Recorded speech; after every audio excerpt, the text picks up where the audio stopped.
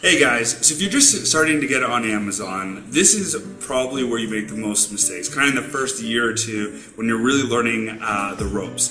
And so I made another video, part 1, which is the 15 most common mistakes that Amazon sellers make, but actually it was really popular, so I wanted to create another part 2 video with 15 more mistakes that I commonly see that the newer sellers making, so hopefully prevent you guys from making the same mistakes that we did from the early beginning. So if you guys don't know who I am, my name is Fernando Cruz. Last month I've been living in Mexico. Right now actually we're in the beautiful Oaxaca, just kind of hanging out with my girlfriend. And so yeah, a little bit of who I am. I'm one of the partners in Seller Tradecraft, and then last year alone we generated over $10 million on Amazon just through our private label business.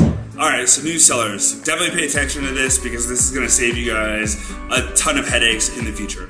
So mistake number 1 is not using a keyword tool like Zonwords. So Zonwords actually just came out on the market. It's one of my favorite tools specifically for keywords. So I think there's 2 really important parts to the business.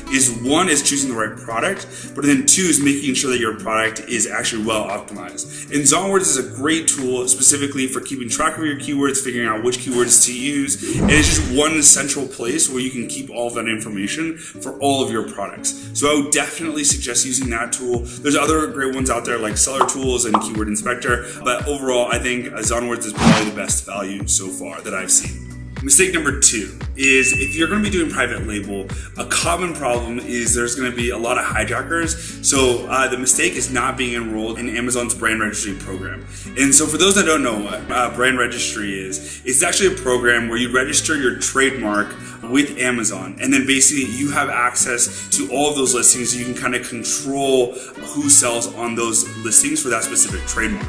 And so if you're selling private label, it's going to be a common problem where people are going to jump on your listing, pretend that their product is yours, and then you're going to lose the buy box. And that's a huge problem because you're losing out sales. So brand registry is the best program to, at least right now, that's free to kick off those hijackers. So definitely make sure to enroll your product or your products into brand registry as soon as you can. And if you haven't yet, applied for your trademark. Mistake number 3 is actually not personalizing your product at all. And so I see this all the time where someone's like, oh, I'm just going to test with, let's say, 500 units, but I'm not going to put my logo, I'm not going to personalize it at all. At the very, very least, just put like a sticker with your brand. Because if there is a hijacker, and this is kind of related to mistake number 2, is that if you don't have anything personalizing the item, then when Amazon asks you to show like the distinguishing features of the products, if you don't have anything, then it's going to be a lot harder to kick those hijackers off. So make sure to personalize your product, even the slightest way, like I mentioned, with like an insert or like a sticker, so that Amazon can distinguish your products from your competitors and kick them off your listing. Okay, so mistake number 4 is not bundling with a complementary product to actually differentiate your listing. So Amazon's definitely more competitive than it was maybe like 3 years ago. And so one of the cool hacks that we do is that we'll bundle our products with a complementary product. And what it does is, 1, it differentiates our listing, which is great. 2, we can provide more value to our customers because we're going to save on the combined FBA fees if we're selling 2 items. So there's a lot of great ways to do this. One of my favorites that I've seen is selling like a battery pack, let's say, with an iPhone cable. And so that's just a very like intuitive bundle. So coming up with that, and that's a great way to kind of differentiate yourself from your competition. Mistake number 5 that I see is people don't optimize their listings. And so this is like a huge area for improvement. So there's tools out there like Splitly, which are really great in terms of optimizing your best images and your best pricing. But yeah, like I mentioned earlier, your keywords need to be optimized, your titles, making sure to have, let's say, lifestyle images, testing to have like the best main image so that you're getting the most people to click on your listing. All of that kind of stuff is great room for improvement, and then making sure that your conversion rates are at least above 20%. So number 6 is neglecting product reviews. Everybody checks product reviews on Amazon. It's now like the social currency basically when you're shopping, because it actually proves like social validation. And so what you really want to do is make sure that you're doing everything you can to, 1, make sure that you get rid of all the negative reviews that you can, and getting as many positive reviews that are going to stick, the verified reviews, because that's like going to be the first thing that a lot of customers see is the number of reviews when they're shopping on Amazon. And then mistake number 7 that I commonly see is people not optimizing and using sponsored products or PPC.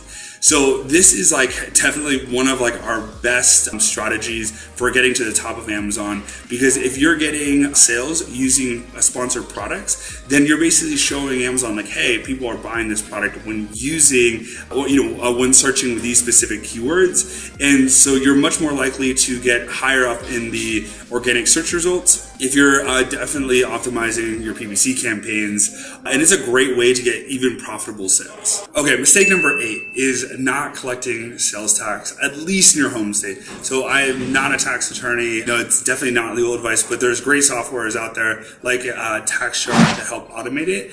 And so, there's definitely a lot of like kind of gray area around sales tax right now. So I would definitely recommend contacting like, a legal advisor. But I think at the very, very least, you should be collecting in your home state. Yeah, I can say for our business, we collect in like 20 something states. And I think there is like some kind of advantage to that in terms of kind of getting like interest-free loans from the state. But it's definitely one thing that you really want to pay attention to as a new seller. Okay, mistake number 9 is always competing on price. So I think when competition gets heavier, I think almost everybody's natural reaction is just to drop the price, and always competing on price. Or I'm going to launch the exact same product, but I'm just going to sell it for 20% less than them. And I think that's like not necessarily the best way of always competing, because it's always going to be a race to the bottom. You're going to get shrinking margins, and it's going to be harder and harder to make money.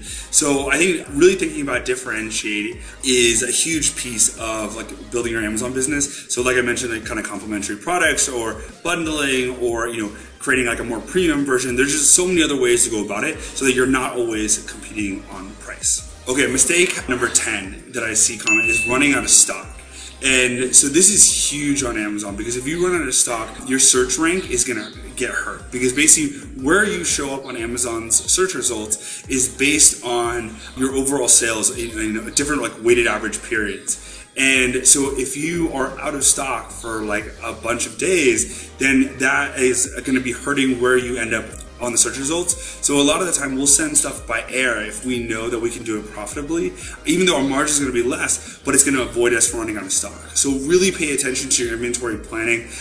We have an entire team dedicated. We actually have 3 inventory planners now for our 250 SKUs. They each manage about 80 SKUs, but it's incredibly important for us as a growing business to make sure that we stay in stock all the time. So mistake number 11 is failing to comply with Amazon's like packaging requirements. So they have really specific requirements around like carton sizes, weight, like if you have poly bags, all that kind of stuff. That's super, super important. You can get hit with tons of fees if your products aren't labeled correctly or they're not packaged correctly. So definitely make sure, depending on what product you're selling, that you're meeting all those requirements. Mistake number 12 that I commonly see people doing is going after really complicated products. So maybe things with like magnets or batteries or electrical, all that kind of stuff is really challenging in the beginning. There's a lot of certifications and everything that's required as part of it. So I definitely would not recommend that as your first product. Go with something a little bit simpler that's going to be a lot easier. Mistake number 13 is going after a product with no market interest. And so I think it's really cool to be unique and maybe be looking at other areas for where to get inspiration from. Like, I don't know, maybe you're going to Crate and Barrel or to Target to find products to sell.